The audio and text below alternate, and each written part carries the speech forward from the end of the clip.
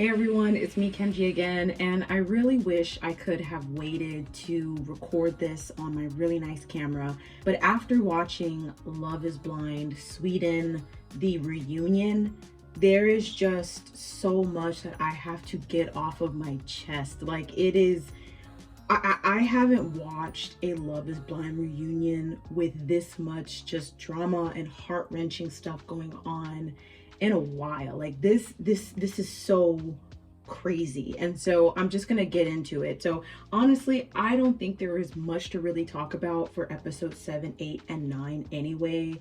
There's some drama here, some drama there, and then ultimately we already know who decides to get married. Everybody decides to get married except for Emilia and Lucas, which, like, shocker. That was such a shocker. But anyways, in the reunion, we see Rasmus and Chrissy.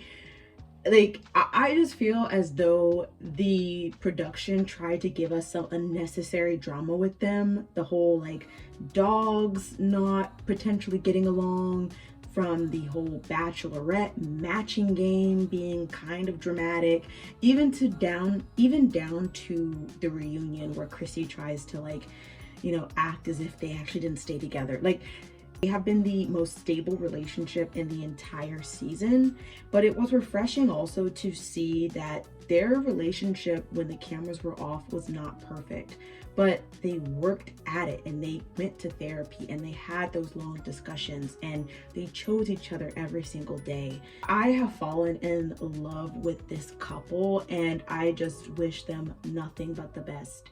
Moving on to Amanda and Sergio, which this will probably be the bulk of what I talk about because oh my gosh. So first I automatically noticed that Amanda looked a bit heavier, and at first I thought this, just a few extra pounds, like this seems normal, whatever. Sergio began to talk about how he's been cooking for her every single day.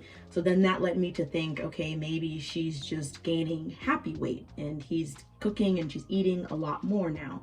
Fine. But she's pregnant. Like, they haven't even been together for a year.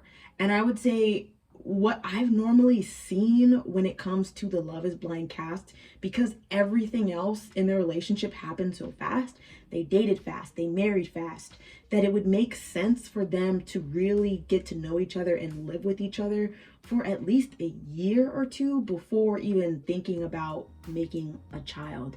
So the fact that Amanda looks like she's already in her second trimester and they've only been together for less than a year, I'm like, what are you doing?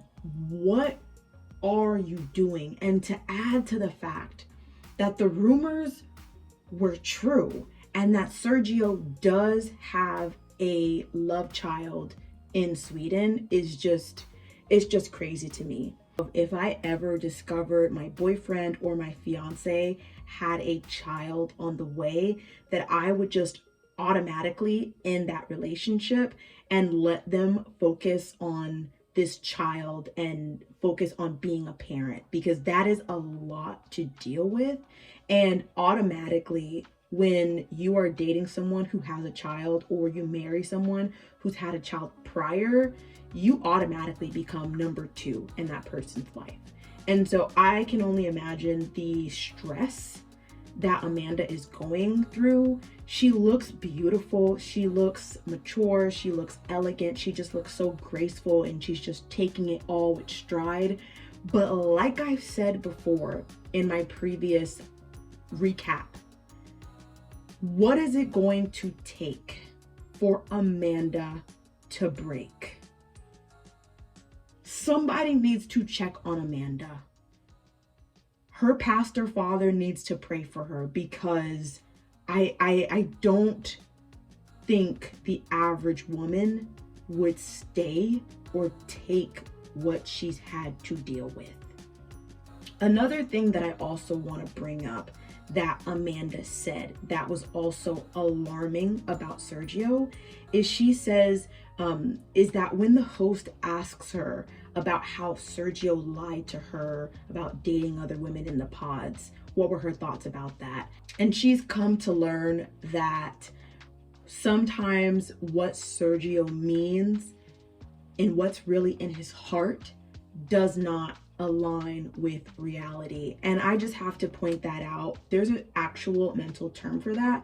That's called cognitive dissonance. Another thing this statement reminded me of is of when men are habitual cheaters and they'll say, oh, you know, I only have eyes for you. I love you deeply, but me cheating on you and having, you know, sexual relations with other women, that might be the reality, but deep down, like, that it doesn't mean anything. I only love you.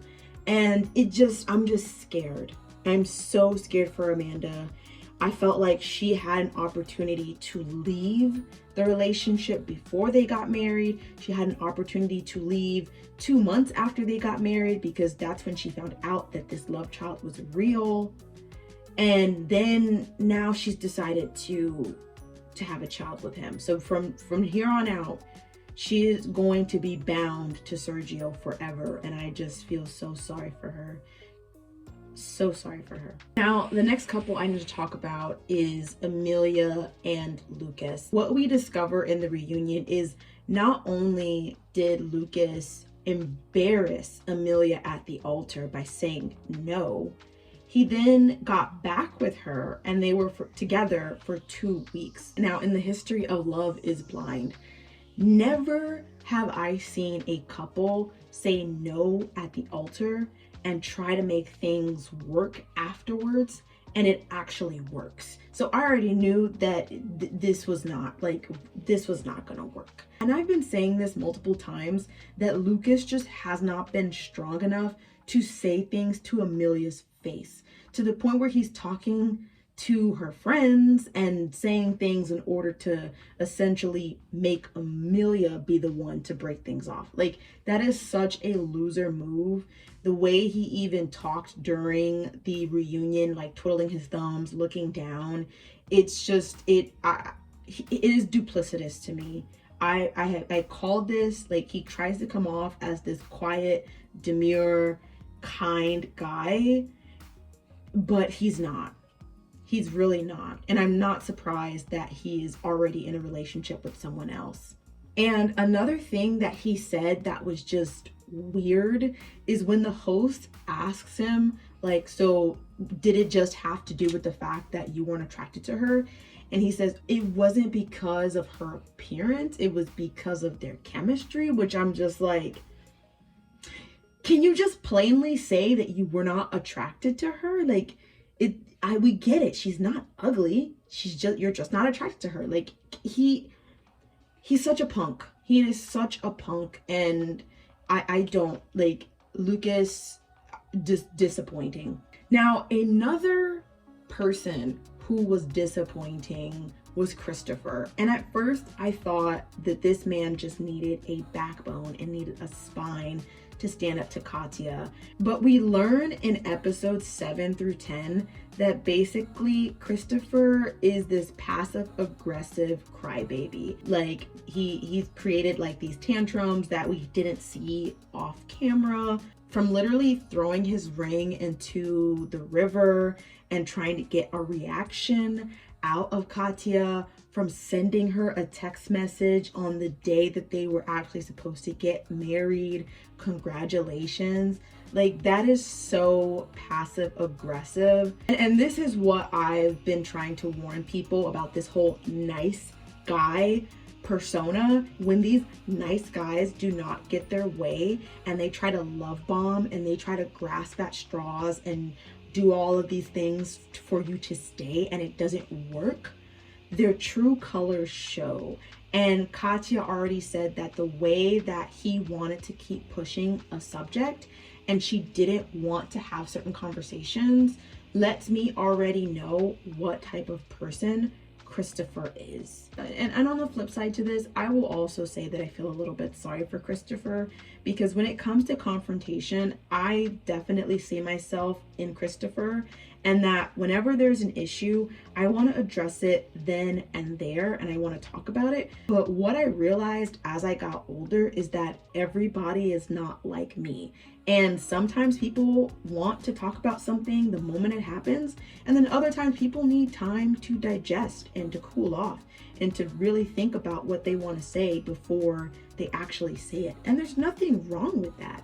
And so Christopher needed to understand those boundaries, and the fact that he had those temper tantrums, the fact that he was passive aggressive like that when he didn't get his way with Katya lets me already know the type of nice guy he really is. Okay, so the last thing I want to talk about is Katya's boyfriend. This guy was on nobody's radar. I feel like he got no screen time. And now it's her match, but I get it. I don't really know how to pronounce his name. I think it's Ade. But I understand a little bit more about Katya's type. At first, she mentioned how she was more into this jock, athletic type, but Ade is not that athletic. He actually seems a little bit more slim than Christopher. But the difference between them is that Ade is way more assertive. From the moment we see him in the clips in the reunion, you can tell that he is a force to be reckoned with. He came off a little bit obnoxious, just a teeny bit. He just screams like the guy that gets the attention, the guy that gets the girl type of vibe. And I can understand why Katya would go for someone like that. Ultimately, I am happy for the couples that are together, with exception of Sergio and Amanda. Someone please get this girl some help. Somebody help her. Somebody really help this girl. I'm so happy that at least Lucas and Amelia are not together. I wish everyone the best of luck. Thank you all so much for watching these videos. At this point, I think the next thing I'm going to start watching is Love is Blind USA, because that premieres in about a month. So yeah, stay tuned, guys. And if there's any other series that you do want me to watch and kind of break down, let me know, because this has been really interesting. I just created this YouTube channel because I like watching TV and I don't really have anyone to talk to about this. So yeah, guys, I'll talk to you later.